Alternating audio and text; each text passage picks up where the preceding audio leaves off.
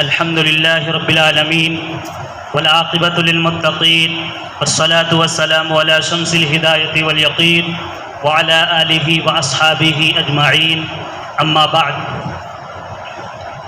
فقد قال الله تبارك وتعالى في القرآن الكريم أعوذ بالله من الشيطان الرجيم بسم الله الرحمن الرحيم وَلِلَّهِ عَلَى النَّاسِ حِجُّ الْبَيْتِ مَنِ اسْتَطَاعَ إِلَيْهِ سَبِيلًا صدق الله العظيم اللهم صل على سيدنا محمد وعلى آل سيدنا محمد وبارك وسلم اللهم صل على سيدنا محمد وعلى آل سيدنا محمد وبارك وسلم اللهم صل على سيدنا محمد وعلى آل سيدنا محمد وبارك وسلم.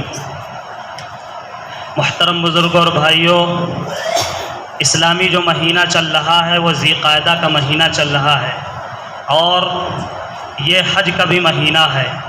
قرآن کریم میں اللہ تبارک و تعالیٰ نے فرمایا ہے الحج اشہر معلومات کہ حج کے مقررہ مہینے ہیں. فمن فرض فیہن الحج فلا رفث ولا فسوق ولا جدال فی الحج.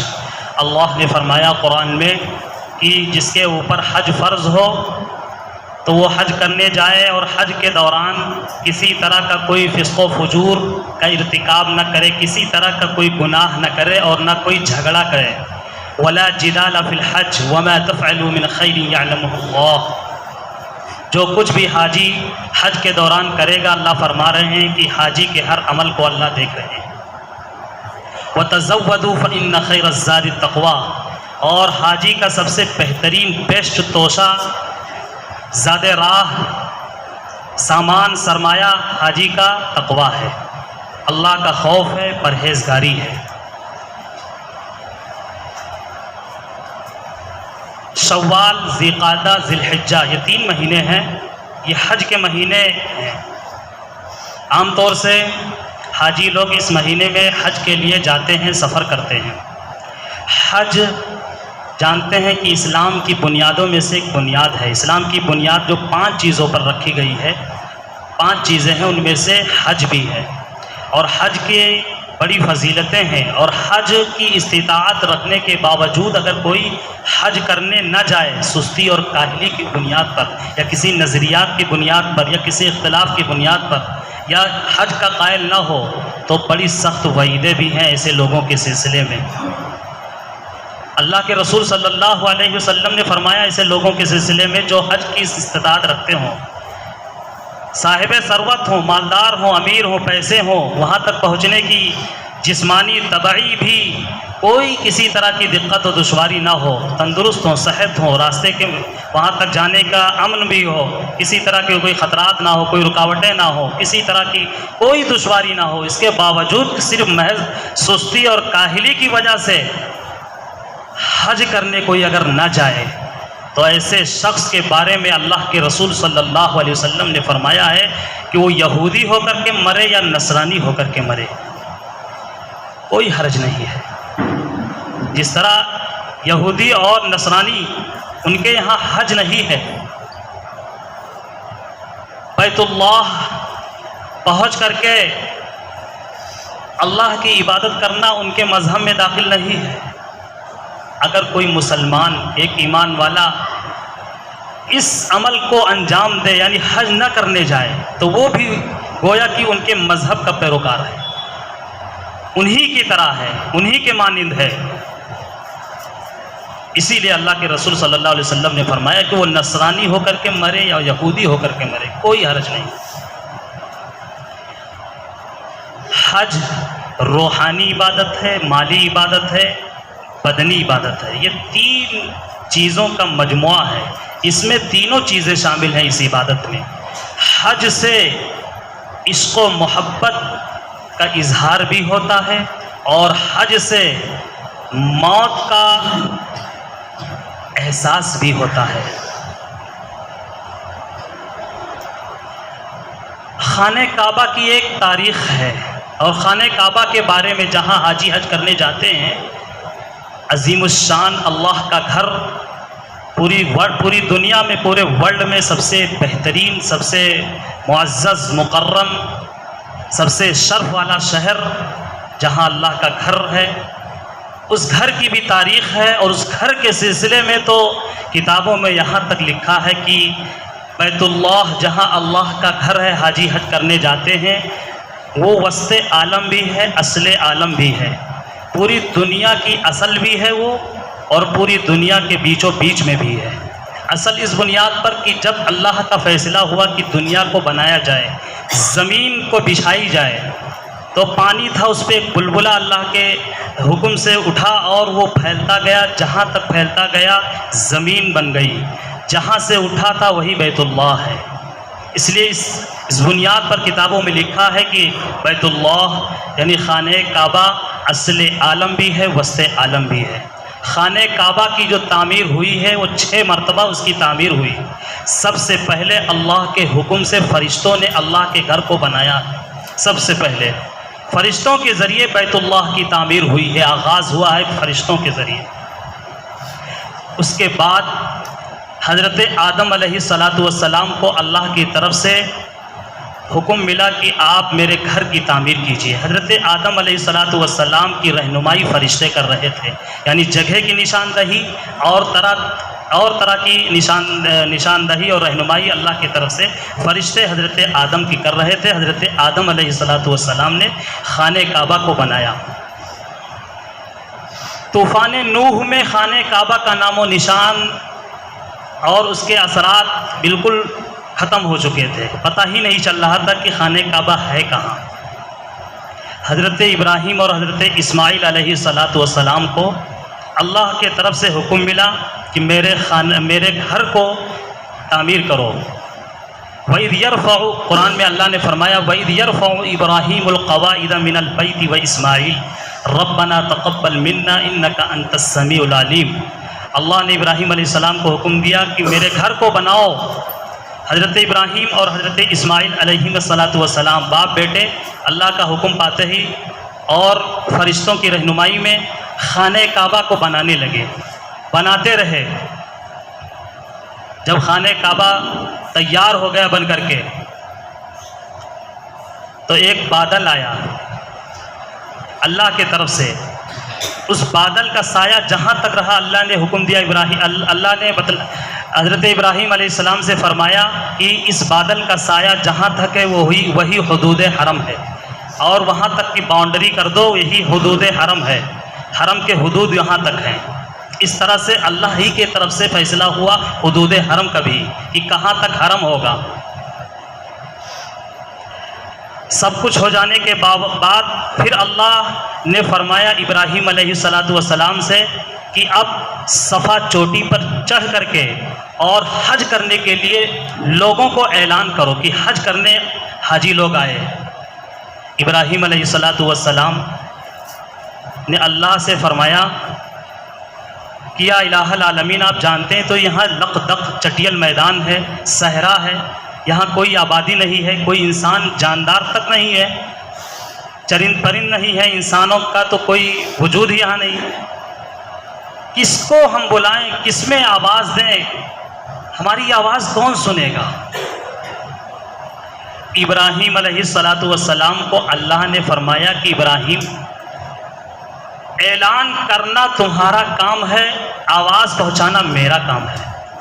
ابراہیم علیہ السلام صفا کی چوٹی پر چڑھ کر کے اللہ کے حکم کو پاتے ہی وَأَذِّن فِي النَّاسِ بِالْحَجِّ يَأْتُوكَ رِجَالًا وَعَلَىٰ كُلِّ ضَامِرٍ يَأْتِينَ مِن كُلِّ فَجٍّ عَمِيقٍ۔ اللہ نے قرآن عظیم الشان میں فرمایا ہے کہ ابراہیم علیہ السلام میرے حکم کو پاتے ہی صفا چوٹی پر چڑھ کر کے حج کے لیے اعلان کیے، وَأَذِّن فِي النَّاسِ بِالْحَجِّ، حج کا اعلان کیے۔ اللہ تبارک و تعالیٰ نے اس صحرائی لق دق میدان میں اور اس صفا کی چوٹی پر دی جانے والی آواز کو اللہ نے ساری انسانیت کے روحوں تک اس آواز کو پہنچایا۔ کتابوں میں لکھا ہے کہ سب کی روحوں نے ابراہیم کی آواز کو سنا، ہم سب کی روحوں نے سنا ہے، اللہ نے پہنچایا روحوں تک آواز۔ جس روح نے لبیک اللہم لبیک کی صدا دی، آواز لگائی کہ آپ اعلان کر رہے ہیں اور ہم حاضر ہیں۔ لبیک کے ذریعے جس روح نے جواب دیا، کتابوں میں لکھا ہے کہ ان کو حج کی سعادت نصیب ہوتی ہے۔ اور جنہوں نے جتنے بار لبیک کہا، کوئی 2 بار، کوئی 3 بار، کوئی 4 بار، جتنے مرتبہ جس نے لبیک کہا اتنے بار اس کو اللہ کی طرف سے حج کرنے کی توفیق ملے گی۔ اللہ اپنے گھر میں بلائیں گے، حج کرنے کی سعادت سے بخشیں گے۔ اس کے بعد 3 مرتبہ یہ خانہ کعبہ کی تعمیر ہوئی۔ چوتھی مرتبہ خانہ کعبہ بالکل مخدوش، اس کی در و دیوار کمزور ہو گئی۔ ضرورت تھی کہ خانہ کعبہ کو شہید کر کے پھر سے سر نو اس کی تعمیر کی جائے۔ دقتیں آ گئی تھی، تو دادا عبد المطلب جو اس وقت سردار مکہ تھے اور خانہ کعبہ کے متولی تھے، حضور اکرم صلی اللہ علیہ وسلم کے دادا تھے۔ حضور اکرم صلی اللہ علیہ وسلم ابھی بچپنا تھا، چھوٹی عمر تھی حضور کی، تقریباً 6 یا 7 سال کی عمر تھی حضور صلی اللہ علیہ وسلم کی۔ اس وقت خانہ کعبہ کو بنایا گیا، شہید کر کے سر نو۔ کتابوں میں لکھا، سیرت میں لکھا ہے، حضور اکرم صلی اللہ علیہ وسلم بالکل ننھے سے معصوم بچے تھے اور لوگوں کو کام دیکھتے ہوئے خود بھی اس کام میں بڑھ چڑھ کر کے حصہ لے رہے تھے۔ چھوٹے چھوٹے پتھر، کنکر یا اسی طرح جو اس کے مٹیریل ہوتے ہیں، اینٹ کی شکل میں، پتھر کی شکل میں اٹھا کر کے حضور صلی اللہ علیہ وسلم بھی لے جا کر کے وہاں پہنچا رہے تھے۔ اور پھر وہی ایک مشہور واقعہ پیش آیا جس کو حجر اسود کی تنصیب کا واقعہ کہتے ہیں، کہ حجر اسود جو پتھر فرشتوں کے ذریعے سے جنت سے لایا گیا تھا اور اس میں نصب کیا گیا تھا خانہ کعبہ کی دیوار میں ابراہیم علیہ السلام کے ذریعے، تو بہت ہی مقدس و محترم، جیسے پہلے مانا جاتا تھا، آج تک جیسے مانا جا رہا ہے، پہلے بھی مانا جاتا تھا اس پتھر حجر اسود۔ اب اس کی تنصیب کا معاملہ بڑھا کہ پتھر دیوار میں نصب کرے تو کون کرے۔ ہر کوئی دعوے دار تھا کہ پتھر ہم لوگ اٹھا کر کے اس کو دیوار میں رکھیں گے۔ اور اس وقت کا جھگڑا بہت ہی سنگین جھگڑا ہوتا تھا، معمولی باتوں پہ، کیونکہ جہالت تھی، دور جاہلیت کہا ہی جاتا ہے۔ اس دور جاہلیت میں معمولی باتوں پہ جھگڑا جو شروع ہوتا تھا وہ خوریزی تک، اور پھر قتل و غارت گری کا وہ ماحول گرم ہوتا تھا کہ کئی لاشیں بھی جایا کرتی تھیں دونوں طرف سے، اتنا شدید جھگڑا ہوتا تھا۔ اور اس میں اسی طرح کی نوعیت آ گئی تھی کہ اب جھگڑا ہوگا اور خون ریزی ہوگی اور تلواریں دونوں طرف سے چلیں گی، اور اس میں پھر کتنے لوگوں کی گردنیں کٹیں گی، کتنے لوگ مریں گے۔ اس میں معاملہ یہاں تک پہنچ گیا تھا، صرف پتھر رکھنے کا معاملہ فیصلہ ہوا تھا۔ کسی بڑے بوڑھے نے کہا تھا کہ کل جو حرم میں کعبہ شریف میں سب سے پہلے آئے گا، وہ جو فیصلہ کرے گا اس کے فیصلے کو قبول کیا جائے گا۔ جب کل کا انتظار ہوا اور جب کل لوگ منتظر تھے کہ دیکھیں کون پہلے آتا ہے، تو لوگ جب وہاں پہنچے تو پہلے سے حضور اکرم صلی اللہ علیہ وسلم موجود تھے۔ لوگوں نے حضور کو موجود پایا۔ حضور اکرم صلی اللہ علیہ وسلم کو لوگوں نے فیصل بنایا۔ حضور صلی اللہ علیہ وسلم نے جو اس وقت اس عمر میں جو فیصلہ کیا، کتنا بہترین فیصلہ کیا، اور سارے اختلافات اور جھگڑے سب ختم ہو گئے۔ حضور نے فیصلہ کیا کہ ایک چادر لائی جائے، اور چادر میں حضور اکرم صلی اللہ علیہ وسلم نے اپنے مبارک ہاتھوں سے پتھر اٹھا کر کے اس میں رکھا، اور پھر حضور نے فرمایا کہ جو سرداران مکہ کے جو بڑے بڑے سردار، قبیلے کے جو سردار ہیں، وہ سارے آ کر کے چادر کے حصے کو پکڑ لیں۔ اب بہت سے لوگوں نے چادر کے حصے کو پکڑ لیا، جو سرداران تھے، جن سے جھگڑا شروع ہوتا تھا اور جن سے جھگڑا ہی ہونا تھا، وہ سارے کے سارے پکڑ لی چادر کو، اور چادر کو پکڑ کر کے دیوار تک لے گئے حضور اکرم صلی اللہ علیہ وسلم نے. پھر اپنے مبارک ہاتھوں سے اس پتھر کو چادر سے نکال کر کے اور اس دیوار میں لگا دیے، نصب کر دیے. اس طرح کا جھگڑا ختم ہو گیا. یہ واقعہ بہت مشہور ہے حجر اسود کی تنصیب کا. 5ویں مرتبہ جب خانہ کعبہ کی جو تعمیر ہوئی وہ عبداللہ ابن زبیر کے ذریعے ہوئی. ایک صحابی بہت مشہور جلیل القدر صحابی حضرت عبداللہ ابن زبیر رضی اللہ عنہ. اور قریش مکہ کے ذریعے جو خانہ کعبہ کی تعمیر ہوئی تھی، اس تعمیر میں جو حتیم کا حصہ آج چھٹا ہوا ہے اسی وقت چھوڑ دیا گیا تھا. وہ چھوڑ نہیں دیا گیا تھا، وہ اس وجہ سے وہ حصہ چھوٹ گیا تھا کہ اس میں جو مال لگایا گیا، جو پیسہ لگایا گیا، جو محنتیں اس میں لگائی گئی، وہ بالکل اللہ کے گھر کو سمجھتے ہوئے حلال پیسے کا استعمال ہوا. نمبر 1 پیسہ، کسی طرح کی کوئی شبہ اور مشتبہ مال کی بھی کسی طرح کی اس میں گنجائش نہیں رکھی گئی. تو پیسے کم پڑ گئے. تو جب پیسے کم پڑ گئے تو یہ فیصلہ ہوا کہ پھر چھوڑ دیا جائے، جہاں تک تعمیر ہو سکے ہو جائے. تو وہ حتیم کا حصہ اسی وقت، حالانکہ وہ بھی بیت اللہ میں شامل ہے، چھوٹ گیا وہ. اور جب چھوٹ گیا تو حضور اکرم صلی اللہ علیہ وسلم کی حدیث مرتبہ حضور نے یہ آرزو ظاہر کی کہ میری تمنا ہے کہ میں اس حتیم کے حصے کو بھی خانہ کعبہ میں شامل کر لوں. میری تمنا ہے، میں چاہتا ہوں کہ اس کو بھی شامل کر لوں، لیکن نہیں شامل کر رہا ہوں اس وجہ سے کہ اگر میں شامل کروں اس میں تو ابھی لوگ مسلمان ہوئے ہیں، ہو سکتا ہے متنفر ہو جائیں، طرح طرح کے اختلافات پیدا ہو جائیں. کوئی بھی ایک چیز، وہی چیز چلی آ رہی ہو اور اگر اس کو کوئی بھی اصلاح کرنے کی کوشش کرتا، بھلے اصلاح کی کوشش کرتا ہے لیکن لوگ کھڑے ہو جاتے ہیں اختلافات کے لیے. تو چلا ہی آ رہا ہے شروع سے اب تک. تو حضور اکرم صلی اللہ علیہ وسلم نے محض کہ آپ کہیں اختلافات نہ پیدا ہو جائیں مسلمانوں کے درمیان، اختلافات سے بچنے کے لیے حضور نے فرمایا کہ میری تمنا تو ہے لیکن میں کروں گا نہیں، حتیم کو شامل نہیں کروں گا خانہ کعبہ میں. اور نہیں ہوا. لیکن حضرت عبداللہ ابن زبیر رضی اللہ تعالیٰ عنہ جب گورنر بنے، ان کی حکومت وہاں آئی، تو انہوں نے حضور اکرم صلی اللہ علیہ وسلم کی اس آرزو اور اس خواہش کو پوری کرنے کے لیے کہ یہ ہمارے محبوب نبی کی خواہش تھی، تو آج مسلمانوں کا چاروں طرف غلبہ ہے، ولولہ ہے، تو آج کون سے اختلافات پیدا ہوں گے، ہم اس کو شامل کر لیتے ہیں. تو جب وہ خانہ کعبہ کی تعمیر ہوئی حضرت عبداللہ ابن زبیر کے دور گورنر میں، تو ان کے حکم سے حتیم کو بھی اس میں شامل کر لیا گیا.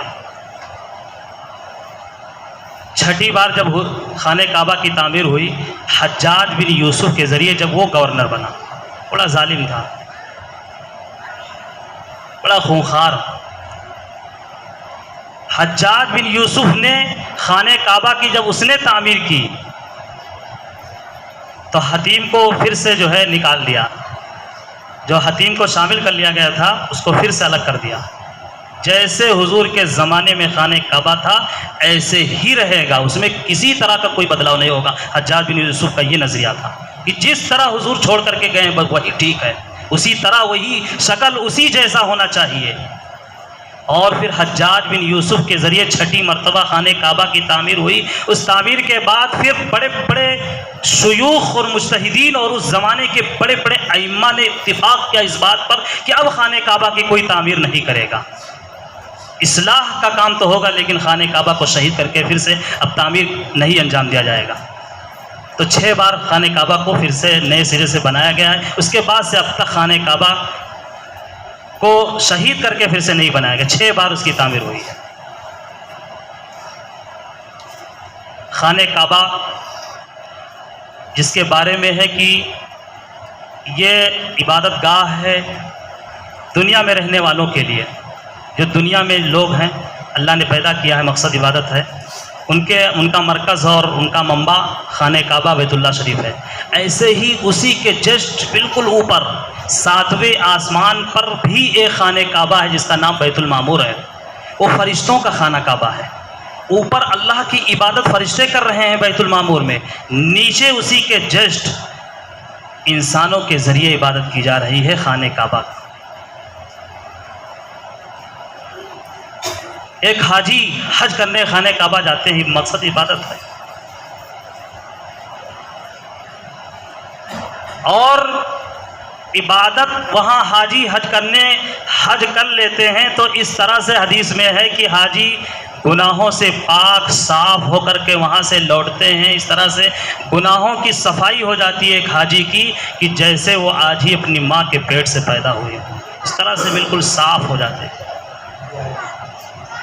ایک روایت میں، ایک حدیث میں ہے کہ حج مبرور کا بدلہ تو صرف جنت ہی ہے. یہ حدیث میں ہے حج مبرور کا بدلہ تو صرف جنت ہی ہے. حج مبرور کسے کہتے ہیں؟ حج مبرور کہتے ہیں، حدیث میں ہے کہ اس حج کو کہتے ہیں جس حج میں کوئی گناہ کا کام نہ کیا گیا ہو، کسی طرح کی کوئی کمی نہ ہوئی ہو حج کرنے میں. عام طور سے بہت سی کمیاں ہو جاتی ہیں. حاجی یہ حج بہت مشکل عبادت بھی ہے. اس کو اگر ہم نہ سیکھیں اور اس کو اگر ہم نہ پڑھیں، نہ کسی سے جانیں اور نہ سمجھیں، ایسے ہی چلے جائیں. حالانکہ وہاں گائیڈ کرنے والے، رہنمائی کرنے والے تعینات ہوتے ہیں، لگائے ہی جاتے ہیں اسی کام کے لیے کہ حاجی کی گائیڈ کریں، ان کی رہنمائی کریں. اس کے باوجود بھی حاجی سے کہیں نہ کہیں غلطی ہو ہی جاتی ہے، چوک ہو ہی جاتی ہے، کہیں نہ کہیں خطا سرزد ہو ہی جاتی ہے، دم لاگو ہو جاتا ہے، لازم ہو جاتا ہے. تو حج مبرور ایسے حج کو کہتے ہیں جس حج میں کسی طرح کی کوئی کمی لاحق واقع نہ ہوئی ہو. ایسے حج کا بدلہ صرف اللہ کے رسول نے فرمایا کہ جنت ہی ہے. حاجی لوگ جب حج کرنے پہنچتے ہیں تو خانہ کعبہ پر نظر پڑتے ہی لکھا ہے حدیث میں جو دعا حاجی مانگتے ہیں وہ دعا رد نہیں کی جاتی ہے، وہ دعا قبول کر لی جاتی ہے اللہ کی بارگاہ. حضرت امام اعظم ابو حنیفہ رحمۃ اللہ علیہ نے فرمایا ہے اس سلسلے میں کہ پھر جب اتنا بڑا آفر ہے اللہ کی طرف سے تو حاجی کو ایسی دعا مانگنی چاہیے جب خانہ کعبہ پر نظر پڑے، پہلی نظر پڑے تو ایسی دعا مانگنی چاہیے جو دعا جامع ہو، بہت ہی جامع ہو. اور فرمایا کہ حاجی کو دعا مانگنی چاہیے کہ یا الہ العالمین ہمیں مستجاب الدعوات بنا دیجیے، مستجاب الدعوات ہمیں بنا دیجیے. مستجاب الدعوات ایسے لوگوں کو کہتے ہیں کہ جن کی دعائیں پوری زندگی کبھی بھی رد نہ ہوں. مستجاب الدعوات کی ہر دعا اللہ کے ہاں قبول ہو جاتی ہے. ایسی کیٹیگری میں اور ایسے لوگ اس مقام پر اگر کوئی پہنچ جائیں، یہ مرتبہ اللہ کی طرف سے جس کو نصیب ہو جائے، ایسے لوگوں کو مستجاب الدعوات کہتے ہیں کہ زبان سے جو دعا مانگی جائے اللہ کے یہاں وہ دعا قبول ہو جائے. تو مستجاب الدعوات بننے کی، اس مقام تک پہنچنے کی، وہ رتبہ ملنے کی اللہ سے اس وقت دعا مانگے، یہ بہت ہی جامع دعا ہے. مستجاب الدعوات بن گئے تو پھر اللہ سے ہر فیصلے کروا لیا کریں، اللہ سے ہر راستے نکلوا لیں گے دعا کے ذریعے سے. بہت ہی جامع دعا. حج، ایک حاجی حج کرنے کے لیے جب گھر سے نکلتا ہے تو کس قدر وہ ایک اللہ کی محبت اور اللہ کے عشق سے سرشار ہوتا ہے، عشق الہی میں ڈوبا ہوتا ہے. اور وہاں پھر پہنچ کر کے کس طرح دیوانہ وار امور انجام دیتا ہے. وہ منظر، وہ ماحول جو حج کر کے آئے ہیں وہ سمجھتے ہیں، جانتے ہیں کیا ماحول ہوتا ہے، کس طرح کی دیوانگی بندوں کے ذریعے سے ظاہر ہوتی ہے اللہ کے لیے. سب دیوانے کی طرح گھوم رہے ہوتے ہیں، کہیں اکڑ کے چل رہے ہوتے ہیں، کہیں جھک کے چل رہے ہوتے ہیں، کہیں پہاڑوں پہ چل رہے ہوتے ہیں، کہیں پانی پیتے ہیں، کہیں تھکتے ہیں، بیٹھ جاتے ہیں، تلاوت کرتے ہیں، ذکر کرتے ہیں، پھر کھڑے ہوتے ہیں، پھر عبادت میں لگ جاتے ہیں. ہمہ وقت ہمہ لمحہ ہر وقت اللہ کی عبادت میں مصروف. اور موت کا احساس دلاتا ہے ایک حاجی جب حج کرنے کے لیے نکلتا ہے گھر سے، احرام میں ہو جاتا ہے. جس طرح ایک مرنے والا شخص مرنے کے بعد کفن میں ہو جاتا ہے، مختصر کپڑے، سفید کپڑے ہوتے ہیں اس کے جسم پہ، سارے دنیاوی کپڑے اتر جاتے ہیں مرنے والے کے شخص سے، جسم سے. ایسے ہی حاجی کے جسم سے سارے کپڑے دنیاوی اتر جاتے ہیں. وہی کپڑے پسند ہیں جو اللہ کو، وہی کپڑے ملبوس ہوتے ہیں، جسم پہ وہی کپڑے ہوتے ہیں جو اللہ کے لیے پسندیدہ. ایک حاجی بھی اپنے گھر والوں کو چھوڑتا ہے، اپنے عزیز و اقارب کو چھوڑتا ہے، اپنے وطن کو چھوڑتا ہے، علاقہ اور لوگوں کو چھوڑتا ہے، اور سب کچھ چھوڑتے ہوئے جس طرح ایک مرنے والا شخص سب کچھ چھوڑ کر کے اللہ کے بارگاہ میں پہنچ جاتا ہے، منتقل ہو جاتا ہے، ایسے ایک حاجی بھی جب وہ کوچ کرتا ہے، سفر کے لیے تیار ہوتا ہے، تو سب کچھ چھوڑتے ہوئے نکلتا ہے، جاتا ہے، چلے جاتا ہے، چلتے چلتے ایسی جگہ پہنچ جاتا ہے جہاں میدان محشر کا پورا منظر اور ماحول ہوتا ہے، تو موت کا احساس بھی دلاتا ہے۔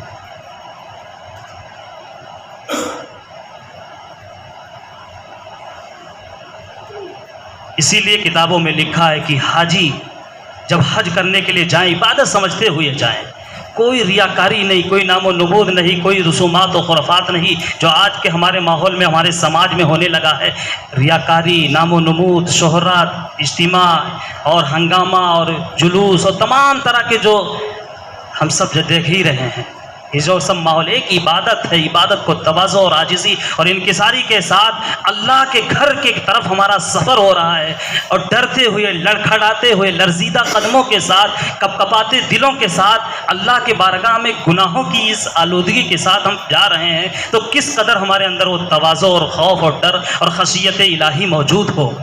یہ سب چیز ہمارے اندر ہونی چاہیے کہ ہم وہاں پہنچیں، اور وہاں پہنچنے کے بعد ایک ایک لمحے کو قیمتی بنائیں، ایک ایک سیکنڈ، ایک ایک منٹ کو بہت ہی غنیمت سمجھیں۔ پہنچ کر کے مارکیٹنگ اور تمام طرح کا جو ہے اسے ہی وقت گزر جاتا ہے، کبھی کبھی بہت بار لوگ ایسے ہوتے ہیں، وہاں تو بالکل صرف جس مقصد کے لیے گئے ہیں صرف اسی مقصد میں پورا وقت صرف کریں۔ طواف کے بارے میں ہے کہ جس قدر طواف کرتے رہیں، یہ طواف کی جو عبادت ہے دنیا میں کہیں بھی کسی بھی عبادت گاہ میں کسی بھی مسجد میں یہ عبادت نہیں پائی جاتی ہے سوائے خانہ کعبہ میں۔